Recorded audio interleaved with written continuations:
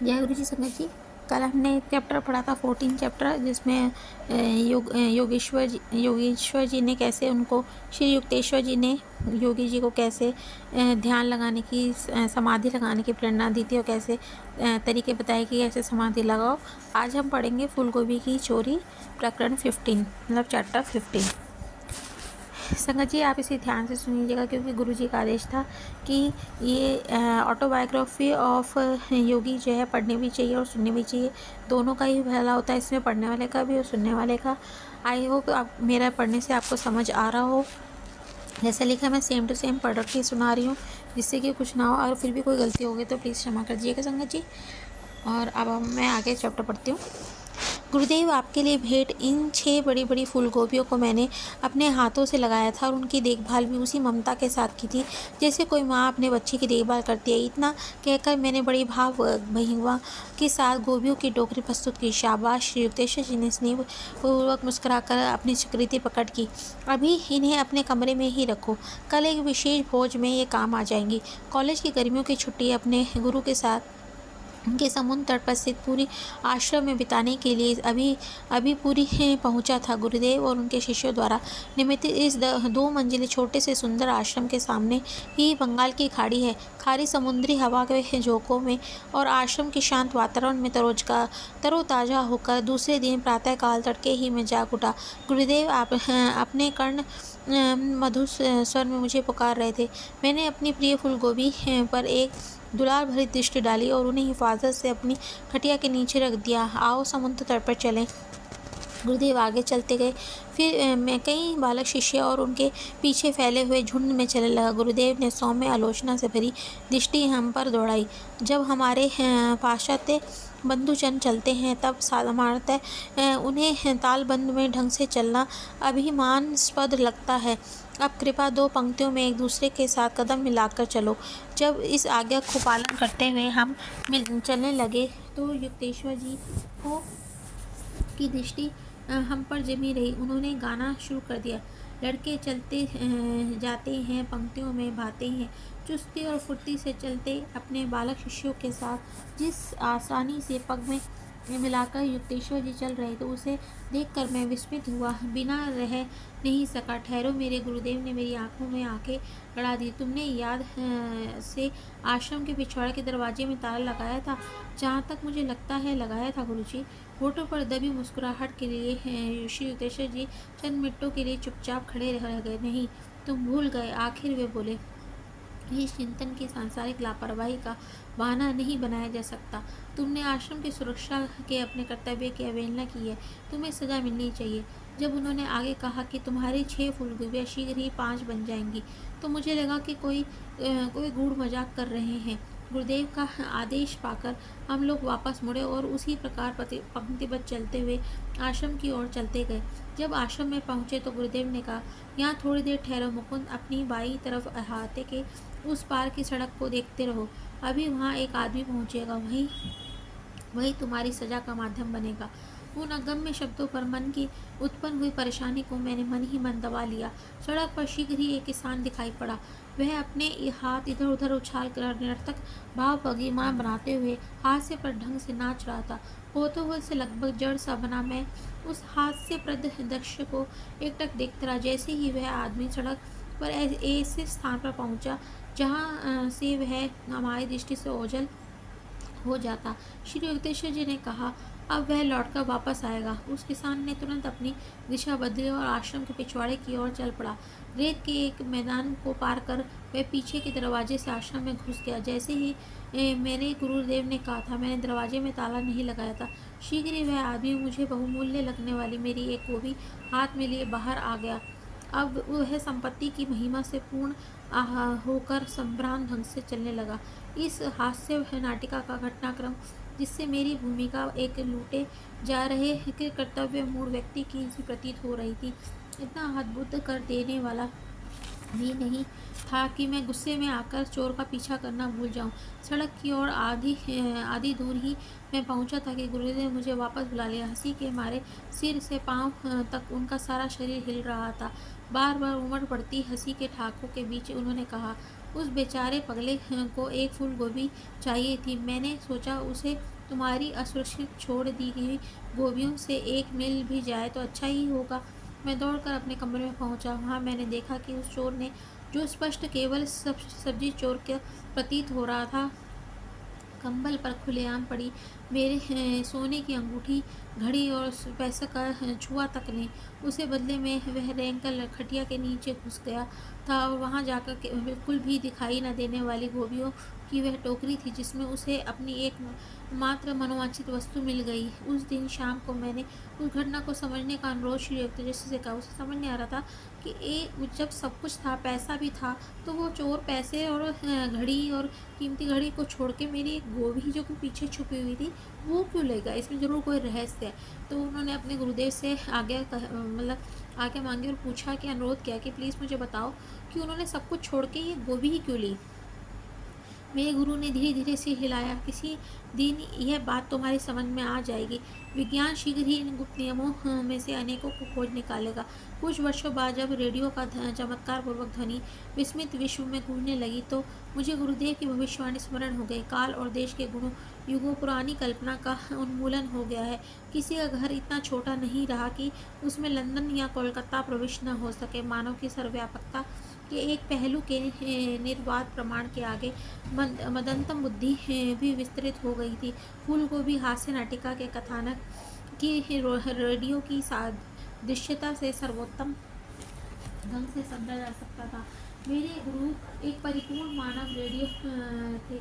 विचार और कुछ न होकर केवल आकाश में संचरण करने वाले सूक्ष्म स्पंदन हैं। जिस प्रकार रेडियो एकदम सही स्टेशन मिलते ही हर दिशा से आने वाले हजारों अन्य कारकों में से आपको जो गाना सुनना है वह पकड़ लेता है, उसी प्रकार विश्व के विचारों को विस्तारित करने वाले मानव मनों के असंख्य विचारों में से एक अचूक प्रसंग उचित विचार फूल गोभी के लिए लालायित उस अदृश्य विक्षिप्त मनुष्य के विचार के प्रति श्री युक्तेश्वर जी उस समय अत्यंत संवेदनशील रूप से ग्रहणशील हो गए थे। समुद्र की तट की ओर चलते समय जैसे गुरुदेव ने उस किसान की साधारण लालसा के विचार को पकड़ा, वैसे ही वह उस लालसा की पूर्ति करने के लिए तैयार हो गई।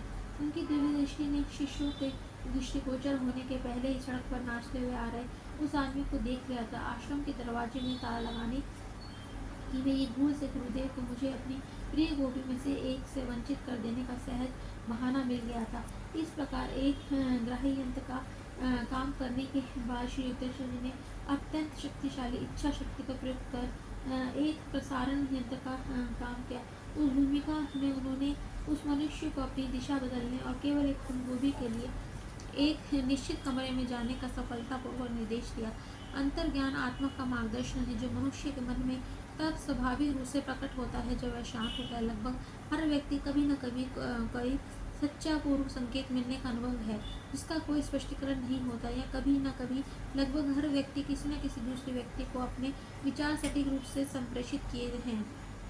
शांति या चंचलता की खड़खड़ाहट से मुक्त हुआ मानव मन जटिल रेडियो यंत्रावली से के समस्त कार्य करने में समर्थ हो जाता है, जिसमें यह विचारों का भेज भी सकता है और ग्रहण भी कर सकता है तथा अवांछनीय विचारों का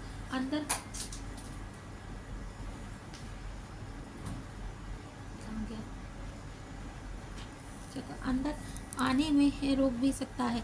जिस प्रकार किसी रेडियो प्रसारण केंद्र की शक्ति इस प्रकार निर्भर करती है कि वह कितनी विद्युत शक्ति का काम ले सकता है, उसी प्रकार मनुष्य रूपी रेडियो की प्रभावकारिता हर व्यक्ति में विद्यमान इच्छा शक्ति पर निर्भर करती है। सभी विचार हमेशा के ब्रह्मांड में संपदित होते रहते हैं। गहन एकाग्रता के द्वारा सिद्ध पुरुष किसी भी पुरुष के विचारों को जान सकता है, चाहे वह मनुष्य जीवित हो या मृत। विचार किसी व्यक्ति से नहीं बल्कि सृष्टि में अवस्थित होते हैं। किसी सत्य का सृजन नहीं किया जा सकता, केवल उसे जाना जा सकता है। मनुष्य के गलत विचार उसके विवेक की छोटी बड़ी त्रुटि के परिणाम होते हैं। योग विज्ञान का लक्ष्य मन का शांत करना ताकि विकार रहित होकर वह अंतरवासी परमात्मा का अमोघ मंत्रणा सुन सके। रेडियो और टेलीविजन के कारण लाखों लोग घर बैठे ही सुदूर स्थित लोगों की आवाज़ तत्क्षण सुन सकते हैं, उन्हें देख भी सकते हैं, जो इस बात का प्रथम अस्फुट सा वैज्ञानिक संकेत है कि मनुष्य सर्वत्र व्याप्त आत्मा है। यदि अहंकार बर्बरता तरीकों को से उसे अपना दास बनाए रखने का यत्न करता है, तथापि मनुष्य किसी स्थान से आबद्ध शरीर नहीं बल्कि तत्व रूप में सर्वव्यापी आत्मा शरीर विज्ञान से नोबेल पुरस्कार प्राप्त चार्ल्स रॉबर्ट ऋषि ने कहा है कि अत्यंत विचित्र, अत्यंत विस्मयकारी, अत्यंत असंभाव्य प्रतीत होने वाली बातें अभी भी प्रत्यक्ष सामने आ सकती हैं, जिनके एक बार प्रतिष्ठित हो जाने पर हमें उसी तरह आश्चर्य नहीं होता जिस तरह गत एक शताब्दी के दौरान विज्ञान द्वारा किए गए आविष्कारों पर नहीं होता। ऐसा मान लिया जाता है कि जिन चमत्कारी घटनाओं का हम अब बिना विस्मित हुए स्वीकार कर लेते हैं, वे हमारी उत्कंठा को इसलिए उत्तेजित नहीं कर पाती कि उन्हें हम भलीभांति समझ चुके हैं। पर बात ऐसी नहीं है। यदि हमें सब हम वे चकित नहीं करती, तो इसका कारण यह नहीं है कि वे भलीभांति हमारी समझ में आ चुकी हैं, बल्कि उसका कारण यह है कि हमारे लिए अब परिचित हो चुके हैं। क्योंकि यदि ऐसा हो तो जो बातें हमारी समझ में ना आए वे हमें चकित करती रहती हैं।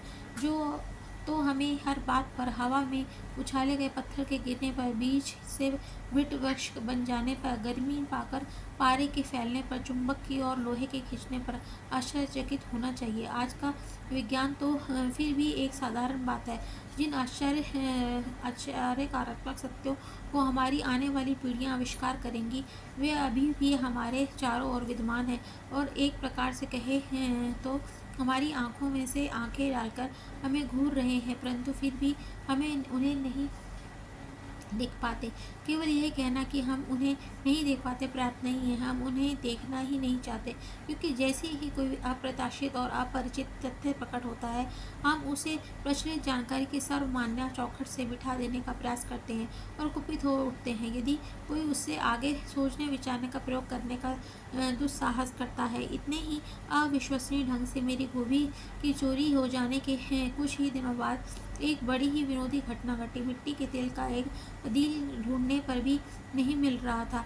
अपने गुरु की स्वदर्शी अंतर्दृष्टि का हाल ही में परिचय मिलने से मैंने सोचा कि वे प्रदर्शित कर देंगे कि उस कंदोल को ढूंढना उनके लिए बच्चों का खेल है। गुरुदेव मेरे मन की बात ताड़ गए।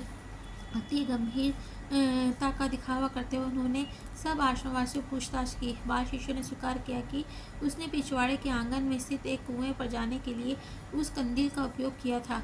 श्री युक्तेश्वर जी ने गंभीर स्वर में आदेश दिया, उस कंदील को कुएं के पास खोजो।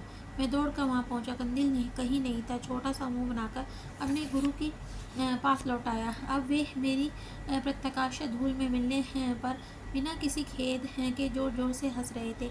अफसोस कि मैं तुम्हें खोए हुए कंदील तक नहीं पहुंचा सका। मैं कोई ज्योतिषी तो हूँ नहीं। उनकी आंखें चमक उठी। उन्होंने आगे कहा, मैं तो ठीक से शेरलॉक होम्स भी नहीं हूँ। मैं समझ गया कि गुरुदेव किसी के कहने से या तुच्छ बातों से अपनी शक्तियाँ कभी प्रदर्शित नहीं करेंगे। हंसी खुशी कई सप्ताह तेजी से बीत गए। श्री युक्तेश्वर जी का एक नगर संकीर्तन शोभा यात्रा निकलने का विचार था। उन्होंने मुझसे नगर की सड़कों और समुद्र तट में शिष्यों की शोभा यात्रा से ले जाने के लिए कहा। उत्सव के दिन प्रातःकाल से ही भीषण गर्मी थी। गुरुदेव, मैं शिष्य मंडली को नंगे पांव उस अंगारों की तरह तप्त रेत पर कैसे ले जा सकूंगा? मैंने हताश होकर पूछा। मैं तुम्हें गुप्त बात बता रहा हूँ। प्रभु एक मेघ छत्र भेज देंगे। तुम सब सुखद वातावरण में चलोगे, गुरुदेव ने कहा।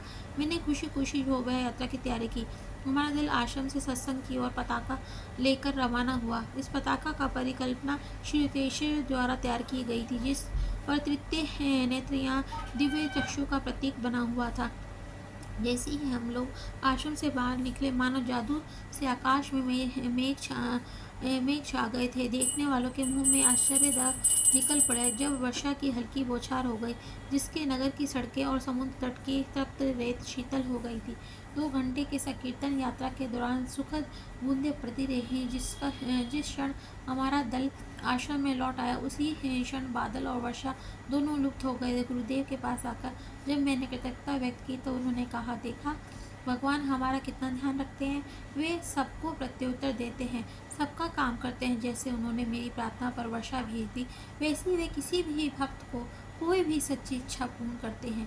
लोग कदाचित ही समझ पाते हैं कि भगवान कितनी ही बार प्राय उनकी प्रार्थनाओं को पूर्ण करते हैं। भगवान कुछ गिने चुने लोगों को की ही सुनते हैं, ऐसा नहीं है, बल्कि जो भी श्रद्धा से उनके चरणों में जाता है, उसे उस प्रत्येक मनुष्य की वे प्रार्थना स्वीकार करते हैं। उनके संतानों को अपने सर्वव्यापी परमपिता की प्रेम पूर्वक कृपालुता से अटल विश्वास रखना चाहिए। श्री युक्तेश्वर जी संपात और अयन संधि के दिन 4 वार्षिक उत्सवों का आयोजन करते थे।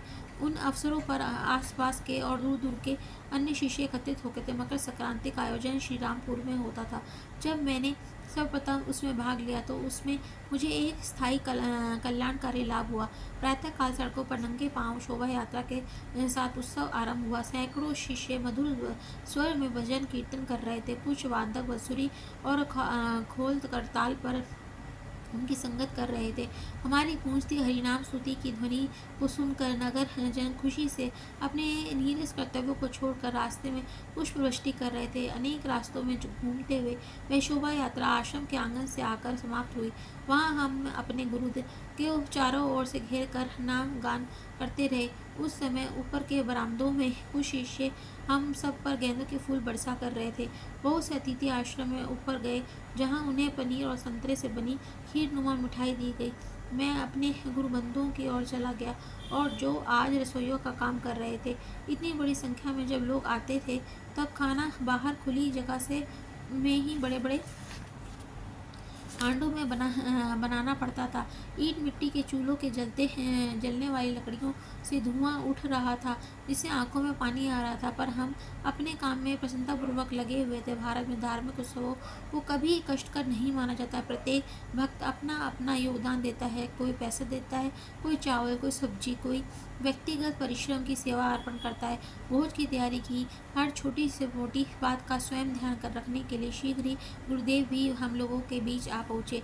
हर क्षण व्यस्त रहते हुए भी वे अत्यंत फुर्तीले युवा शिष्यों के साथ साथ परिश्रम कर रहे थे। ऊपर की मंजिल पर हारमोनियम और खोल की संगत के साथ कीर्तन चल रहा था। श्री युक्तेश्वर जी कौतुक के साथ उसे सुन रहे थे। उन्हें संगीत का पूर्ण ज्ञान था। वे बेसुरा गा रहे हैं। गुरुदेव रसोई को छोड़कर संगीत वालों के बीच चुप पहुंच गए। संगीत की धुन फिर सुनाई दी। इस बार वह सही स्वर ताल में थी। संसार में संगीत विज्ञान की सबसे पहली जानकारी सामवेद में उपलब्ध है। भारत में संगीत, चित्रकला और नाटक काल की देवी कलाएं माना गया है। अनादि अनंत त्रिमूर्ति ब्रह्मा, विष्णु, शिव आदि संगीतकार थे। शास्त्र पुराणों में वर्णन है कि शिव ने अपने नटराज और विराट नर्तक के रूप में ब्रह्मांड की सृष्टि, स्थिति और लय की प्रक्रिया के नृत्य में लय के अनंत प्रकारों को जन्म दिया है। ब्रह्मा और विष्णु करताल व मृदंग पर ताल पकड़ते हुए थे। विद्या के अधिष्ठात्री देवी सरस्वती को सभी तारवादों की जननी वीणा बजाते हुए दिखाया गया है। हिंदू चित्रकला में विष्णु एक अवतार श्री कृष्ण की मुरली के साथ चित्रित किया गया है। उस मुरली पर वे माया में भटकती आत्माओं को अपने सच्चे घर को लौटकर आने का बुलावा देने वाली धुन बजाते रहते हैं। राग रागनियाँ या सुनिश्चित स्वर क्रम हिंदू संगीत का आधारशिलाएं हैं। 6 मूल रागों के 126 शाखाएं उपशाखाएं हैं जिन रागनियाँ और मतलब पत्नियाँ और पुत्र कहते हैं। हर राग के कम से कम 5 स्वर होते हैं। एक मुख्य स्वर वादी या राजा, एक अनुवांशिक स्वर संवादी और प्रधानमंत्री, 2 या अधिक सहायक स्वर अनुवादी या सेवक और एक अनमोल स्वर विवादी या शत्रु। 6 रागों में से हर एक राग की दिन के विशिष्ट समय और वर्ष के विशिष्ट ऋतु के लिए 7 प्राकृतिक अनुरूपता है और हर राग का एक अधिष्ठाता देवता भी है जो उसे विशिष्ट शक्ति और प्रभाव प्रदान करता है। इस प्रकार हिंडोला राग को केवल बसंत ऋतु में उषा काल में सुना जाता है। इसमें सर्वव्यापकता प्रेम का भाव जागता है। दीपक राग को ग्रीष्म ऋतु में संध्या वेला में गाया जाता है। उससे अनुकंपा या दया का भाव जागता है। मेघ राग वर्षा ऋतु में मध्यकाल के लिए है। उसमें साहस जागता है। भैरव राग अगस्त, सितंबर, अक्टूबर महीने के प्रातः काल में गाया जाता है। इससे शांति उत्पन्न होती है। श्री राग शरद ऋतु की गोधूली बेला में गाया जाता है। उसमें विशुद्ध प्रेम का भाव मन पर छा जाता है। मालकोस राग शीत ऋतु की मध्य रात्रि में गाया जाता है। इससे वीरता का संचार होता है। प्राचीन ऋषियों ने प्रकृति और मानव के बीच ध्वनि संबंधों को इन नियमों को खोज निकाला था। चूँकि प्रकृति नाद ब्रह्म या प्रणव झंकार या ओंकार ध्वनि का घनीभूत रूप है, अतः मनुष्य विशिष्ट मंत्रों के प्रयोग द्वारा सारी प्राकृतिक अभिव्यक्तियों का नियंत्रण प्राप्त कर सकता है। इतिहास में 16वीं शताब्दी के बादशाह अकबर के दरबारी गायक तानसेन की उल्लेखनीय शक्तियों का वर्णन है। एक बार दिन में बादशाह ने उन्हें एक रात्रिकालीन राग गाने का आदेश दिया तो तानसेन ने एक मंत्र का लयबद्ध प्रयोग किया, जिससे महल के सारे परिसर में तत्क्षण अंधेरा छा गया। भारतीय संगीत में स्वर समतक को 22 श्रुतियों में विभक्त किया गया है। स्वर के उन सूक्ष्म अंतरालों के कारण संगीत की अभिव्यक्ति में छोटे छोटे भेद भी संभव होते जाते हैं।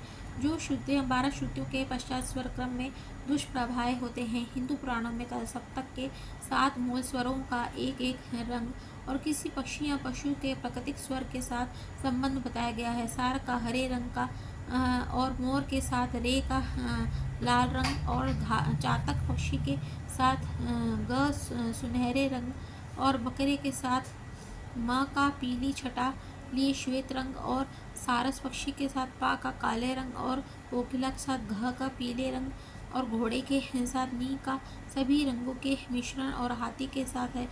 भारतीय संगीत में 72 धाट और आधार स्वर समूह है। संगीतज्ञ के लिए किसी राग को लेकर उस राग की सीमा का अंतर्गत अपनी प्रतिमा के अनुसार संगीत निर्माण करने की अत्यंत संभावनाएं रहती हैं। वह उस राग के भाव को केंद्र में रखकर उसके चारों ओर अपनी मौलिकता की सीमा तक उसे सजाता है। हिंदू संगीतज्ञ पहले ही निर्धारित किए जा चुके स्वरों का पढ़ कर संगीत का निर्माण नहीं कर सकते। वह हर वादन और गायन के समय राग के जहाजों को नए सुरों के वस्त्र पहनाते हैं और प्राय एक ही धुन को लेकर करता है, जिसमें वह सूक्ष्म स्वरों और लय के विभिन्न प्रकारों को बार बार प्रयुक्त कर उन्हें निखारता है। भाषाई संगीत रचनाकारों में बाग के स्वर विविधता के सैकड़ों जटिल तरीकों से सुरों की प्रवृत्ति की सुंदरता और उसकी शक्ति का पहचान किया है। संस्कृत साहित्य में 120 तालों का वर्णन किया गया है। परंपरा के अनुसार हिंदू संगीत प्रथम आचार्य माने गए भारत मुनि भारद्वाज के बारे में कहा गया है कि उन्होंने कोकिला के गीत में ही 32 तालों का शोध किया गया था। ताल या लय का मूल मानव शरीर की गति पर आधारित है। चलने का दोगुना समय तथा निद्रा अवस्था में श्वास का तिगुना समय, जब श्वास की लंबाई प्रश्वास में दुगनी होती है। भारतवर्ष में प्राचीन काल में ही मानव के कंठ स्वर को ध्वनि का सर्वांगपूर्ण साधन माना गया है। अतः हिंदू संगीत प्रधानतः कंठ स्वर के 3 सप्तकों में प्रतिबद्ध है। इसलिए हिंदू संगीत में स्वर संगीत एक साथ उत्पन्न होने वाले स्वरों को परस्पर संबंध को स्वर संगीत कहते हैं कि अपेक्षा स्वर क्रम पर बल दिया गया है। संकीर्तन योग और आध्यात्मिक साधना। संगीत की संस्कृत में भागवत कहते हैं, अर्थात जो भगवान का गुणगान करना होता है उसे संगीतज्ञ कहते हैं। संकीर्तन योग और आध्यात्मिक साधना का एक प्रभावशाली प्रकार है जिसमें मूल विचार ध्वनि में तीव्र एकाग्रता और तन्मयता की आवश्यकता होती है। उत्सव के दिन युक्तेश्वर जी की ऊपर की बैठक में आई आदि संकीर्तन की ध्वनि खाना बना रहे शिष्यों की और चारों ओर उबलते खोलते बर्तनों के बीच में प्रेरणा दे रही थी और मेरे गुरु भाई और मैं आनंदित होकर हाथ में ताल बजाते हुए टेक गा रहे थे। सूर्यास्त तक हम लोगों ने अपने सैकड़ों अतिथियों को खिचड़ी सब्जी चावल की खीर का भोजन करा दिया था। आंगन में हमने सूती दरियाँ बिछाकर शीघ्र ही तारों में भरे आकाश के नीचे हंसों में बैठ गया और श्री टेश्वर जी ने अमृत में ज्ञान उपदेश से मनोयोग पूर्वक सुनने लगा। ये सार्वजनिक प्रवचनों में क्रिया योग और आत्म सम्मान पूर्ण जीवन, शांति, दृढ़ संकल्प, सादा आहार और नियमित व्यायाम के महत्व पर विशेष बल दिया जाता था। अत्यंत छोटी आयु के बाल शिष्यों ने फिर स्तोत्र पाठ किया। उसके बाद कंठ संकीर्तन के साथ सभा विसर्जित हुई। रात 10 बजे में अर्धरात्रि होने पर आश्रम वासियों ने बर्तनों और कढ़ाइयों को मांजकर साफ किया और आंगन को भी साफ किया। गुरुदेव ने मुझे अपने पास बुलाया। तुम्हारे आज के और तैयारी से में लगे गत पूरे सप्ताह के सहज परिश्रम से मैं बहुत प्रसन्न हूँ। मैं तुम्हें अपने साथ चाहता हूँ। आज तुम मेरे साथ सो सकते हो। यह एक सौभाग्य था जिसके प्राप्त होने की मैंने कभी आशा भी नहीं की थी। हम थोड़ी देर के लिए गहन दिव्य प्रशांति में निमग्न बैठे रहे। सोने के लिए हम दोनों के लेट जाने के 10 मिनट बाद ही गुरुदेव उठ गए और पूरे कपड़े पहनने लगे। क्या हुआ गुरुदेव? अपने गुरु के पास सोने का आनंद से अचानक विजयंता का अंश आ गया। मुझे लगता है कि कुछ शिष्य ठीक से गाड़ियाँ न मिलने के कारण अब कुछ ही समय में यहाँ पहुँचने वाले हैं। चलो हमें उनके लिए कुछ भोजन तैयार करके रखना चाहिए। गुरुजी, रात में 1 बजे कोई नहीं आएगा, तुम सो जाओ, तुमने बड़ा परिश्रम किया है और मैं खाना बनाने जा रहा हूँ। श्री युक्तेश्वर का दृढ़ स्वर सुनते ही मैं पलंग से कूदा और पीछे पीछे ऊपर के तल्ले पर अंदर की ओर बालकनी में लगे रसोई घर में जा पहुँचा। उस छोटे से रसोई घर को हम दैनिक उपयोग में लाते थे। शीघ्र ही चावल और दाल उबाल रहे थे। मेरे गुरु स्नेहपूर्वक मुस्कुराए। आज रात तुमने थकान और कठोर परिश्रम के भय को जीत लिया है। भविष्य में इसमें तुम्हें कभी परेशानी नहीं होगी। उनके श्रीमुख में आजीवन आशीर्वाद के शब्द निकले थे कि आंगन में पग ध्वनि सुनाई पड़ी। मैं दौड़कर नीचे गया और दरवाजा खोला तो शिष्यों का एक दल अंदर प्रविष्ट हुआ। उनमें से एक ने कहा, प्रिय बंधु, इस समय हम गुरुदेव को कष्ट देना बिल्कुल नहीं चाहते थे, परंतु गाड़ियों के समय के बारे में हमसे भूल हो गई थी और हमें लगा कि अपने गुरुदेव के दर्शन के बिना हम घर नहीं लौट सकते। वे आप लोगों की प्रतीक्षा कर रहे हैं और आपके लिए भोजन भी बना रहे हैं। श्री तेजस्वी जी की स्वागत वाणी गूंज उठी। मैं विस्मित अतिथियों को रसोई घर में ले गया। गुरुदेव मेरी और मुड़े, उनकी आंखों में चमक नाच रही थी। अब जब तुमने उनसे बातें कर ली हैं तो निश्चय ही तुम्हारे संदेह का निवारण हो गया होगा कि सचमुच उनकी गाड़ी छूट गई थी। आधे घंटे बाद मैं इष्ट तुल्य गुरु के पास होने के सौभाग्य की सुखद आशा करता हुआ उनके पीछे पीछे उनके शयन कक्ष में पहुँच गया। जय गुरु जी। इसे इसमें बताया हुआ कि श्री युक्तेश्वर जी को गुरुदेव जी हैं, उनमें कितनी शक्तियाँ होती हैं, पर वो कभी प्रदर्शन नहीं करते। उन्हें सब कुछ पहले ही पता चल जाता है क्या होने वाला, क्या हो रहा है। भगवान की उसमें वो इतने रहते हैं कि भगवान को सब कुछ का अनुभव पहले ही करा देते हैं। जैसे गुरु जी को पहले ही पता चल गया था कि कुछ शिष्य आने वाले हैं और वो इतनी दूर से इतनी रात में पहुँचेंगे तो उन्हें भूख लगी होगी, तो गुरु जी ने फटाफट से खाना बनाने का ख्याल दिया। वो हमारा हमेशा ख्याल करते हैं। जैसे भगवान है और भगवान के जैसे ही हमारे गुरु जी होते हैं जो कि हमें सही राह और सही प्रदर्शन करते हैं, भगवान से मिलाने का एक कार्य भी करते हैं। सब उन्हीं की कृपा से हम भगवान के पास भगवान से जुड़ सकते हैं, भगवान से मिल सकते हैं। तो उनकी आज्ञा का हमेशा पालन करना चाहिए।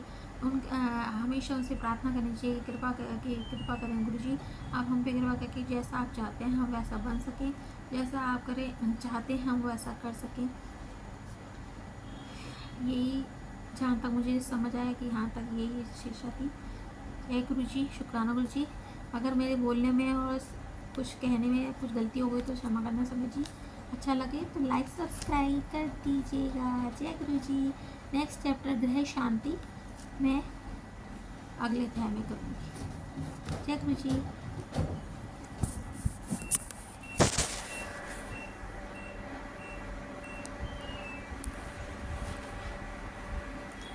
शुक्र करा गुरुजी ताड़ा शुक्र करा, मैं हर पहले हर हाल गुरुजी तेरा शुक्र करा, गुरुजी तेरा शुक्र करा।